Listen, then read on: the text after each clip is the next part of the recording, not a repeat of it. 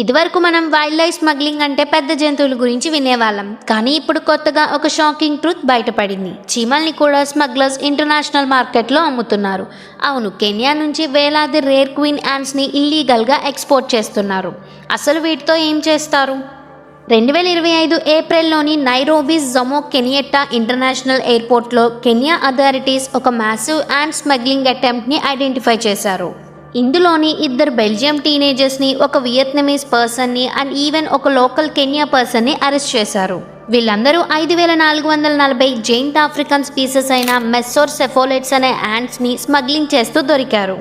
ఈ మెస్సోర్సెఫోలిడ్స్ చీమలు ఒక స్పెషల్ ఆఫ్రికన్ స్పీసెస్. నార్మల్ చీమలలాగా కాదు, వీటిని హార్వెస్టర్ యాంట్స్ అని కూడా అంటారు. వీటి స్పెషాలిటీ ఏంటంటే ఇవి గింజలు, విత్తనాలను సేకరించి వాటిని అండర్ గ్రౌండ్లో స్టోర్ చేస్తూ ఉంటాయి. అంటే ఇలా ఫుడ్ స్టోరేజ్ చేస్తూ జీవితం గడిపే ఆల్మోస్ట్ ఫార్మర్స్ లాంటి యాంట్స్ ఇవి. వీటి కాలనీలోని మెయిన్గా 3 గ్రూప్స్ ఉంటాయి. క్వీన్స్, ఇవి ఎగ్స్ని పెడుతూ కాలనీని గ్రో చేస్తాయి. వర్కర్స్, ఇవి సీడ్స్ తీసుకురావడం, టనల్స్ని తవ్వడం, కాలనీని మెయింటైన్ చేస్తూ ఉంటాయి.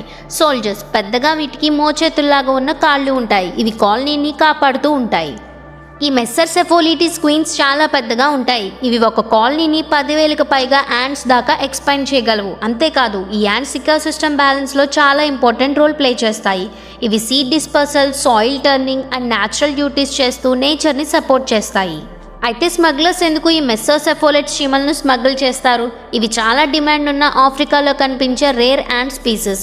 ఈ క్వీన్ యాంట్స్ చాలా పవర్ఫుల్ కాలనీని తయారు చేస్తాయి. అంటే 10,000కు పైగా యాంట్స్ని అభివృద్ధి చేస్తాయి. ఇవి చూసేందుకు చాలా మందికి ఫ్యాసినేషన్గా ఉంటుంది. అందుకే ant collectors, exotic pet lovers వీటిని చాలా క్యూరియాసిటీతో కొనుగోలు చేస్తారు.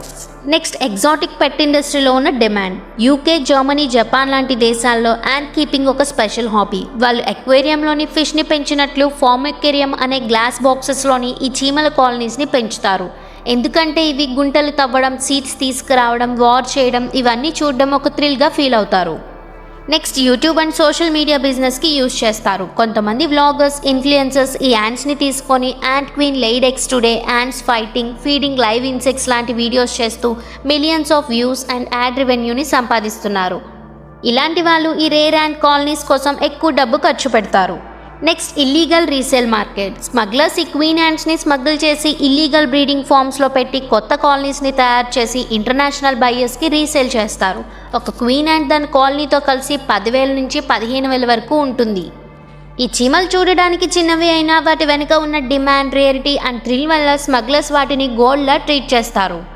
ఇది నేచర్కి కూడా చాలా డేంజర్. ఎందుకంటే ఒక ఎకోసిస్టంలోని స్పీసెస్ని తీసేస్తూ ఉంటే అవి దాని లైఫ్ సైకిల్ మీద ఎఫెక్ట్ చూపిస్తుంది. ఇలాంటి రేర్ అండ్ ఇన్ఫర్మేటివ్ వీడియోస్ కోసం మన ఛానల్ని సబ్స్క్రైబ్ చేయండి. నెక్స్ట్ వీడియోతో మళ్ళీ కలుద్దాం.